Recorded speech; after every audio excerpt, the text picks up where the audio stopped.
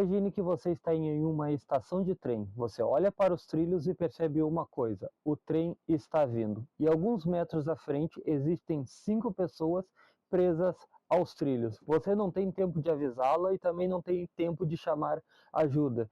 Mas você percebe que ao seu lado existe uma alavanca. Se você puxá-la, o trem muda de direção e as 5 pessoas estão salvas. Porém, ainda existe um problema.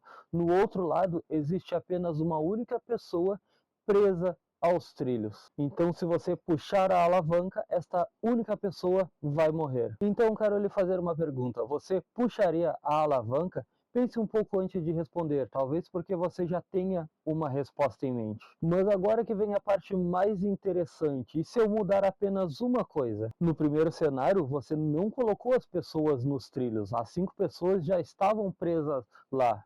Você não causou o problema, você apenas teve a oportunidade de impedir uma tragédia muito maior. Uma pessoa morreria, mas 5 pessoas sobreviveriam. Parece simples, é tentador. 5 é maior do que uma, então a resposta parece ser simples.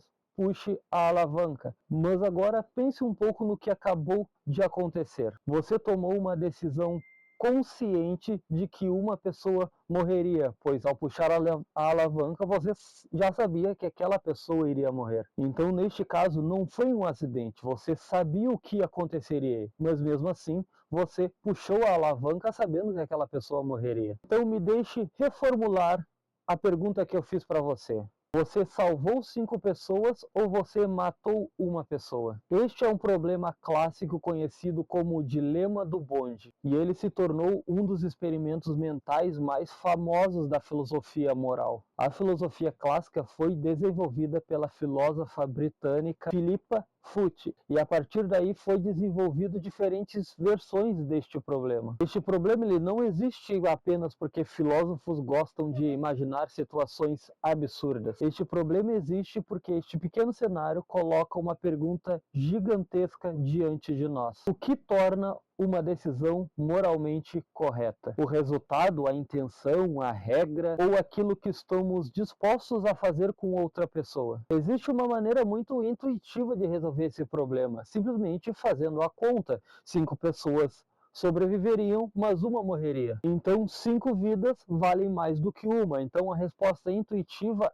seria puxar a alavanca. Esta maneira de pensar está relacionada com o utilitarismo. Para uma visão utilitarista, uma ação tende a ser moralmente melhor quando produz as melhores consequências possíveis, considerando o bem-estar dos envolvidos. Em outras palavras, quanto melhor foram as consequências, esta é a ação moralmente correta. Então, analisando este cenário, parece ser muito melhor moralmente matar uma pessoa para poder salvar 5. Ou seja, salvar 5 pessoas produz um resultado melhor do que salvar apenas uma e matar 5. Mas existe um problema, e se tudo depende apenas do resultado? Imagine que você pudesse matar uma pessoa saudável para retirar os seus óculos e salvar 5 pacientes que precisam de um transplante. Em conta 5, a matemática ainda continuaria funcionando. Ainda uma pessoa morreria, mas 5 pessoas sobreviveriam. Alguma coisa mudou e provavelmente você já percebeu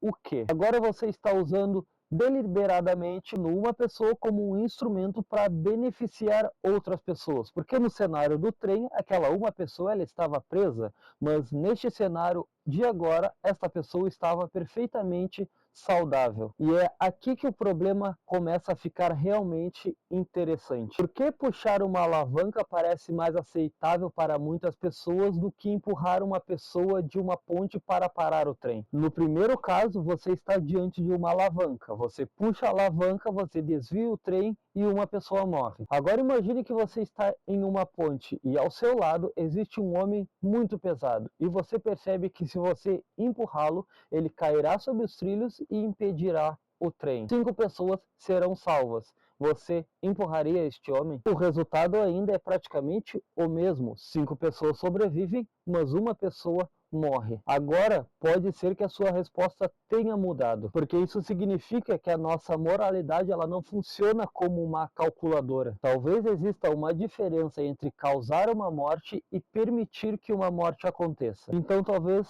exista uma diferença entre tocar a alavanca e empurrar uma pessoa com as próprias mãos. Talvez nossas emoções estejam reagindo à proximidade da violência. Quando a morte é abstrata, conseguimos raciocinar.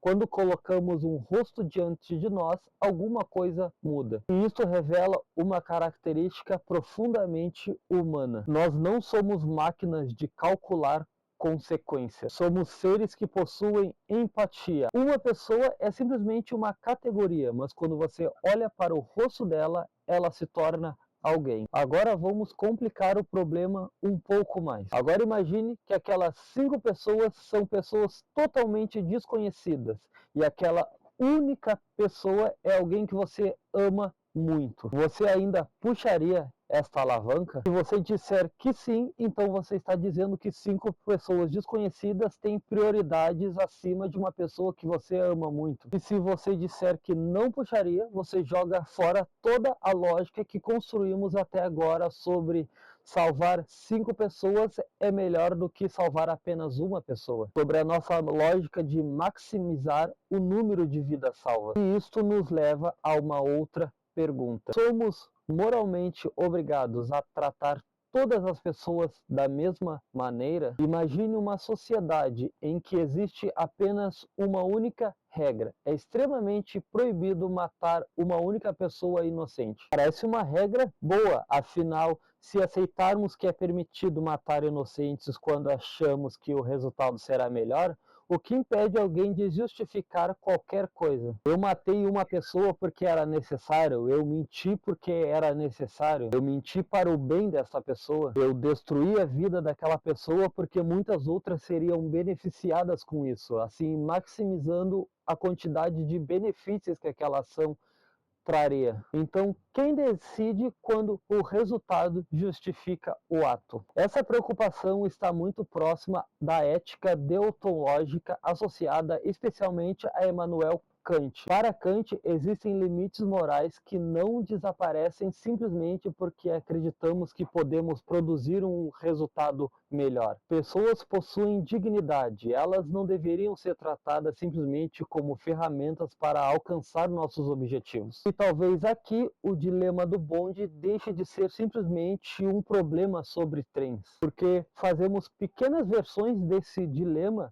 todos os dias. Às vezes sacrificamos uma única pessoa para agradar um grupo. Às vezes mentimos para evitar um conflito muito maior. Às vezes defendemos alguém que sabemos que está errado simplesmente porque gostamos muito desta pessoa. Então muitas vezes fazemos algo injusto porque acreditamos que o resultado vai ser muito maior, vai ser um resultado muito melhor. Então nós fazemos pequenas versões deste dilema basicamente todos os dias das nossas vidas, porque estamos sempre tentando minimizar as consequências negativas. E fazendo isso, muitas vezes transformamos pessoas em números. Nós podemos prejudicar uma pessoa para salvar 5, nós podemos mentir e destruir a vida de uma pessoa para salvar um grupo de pessoas, porque aliás um grupo de pessoas é maior do que uma pessoa só. Entre aspas, o resultado nos produziria consequências melhores. Mas quem disse que este resultado é moralmente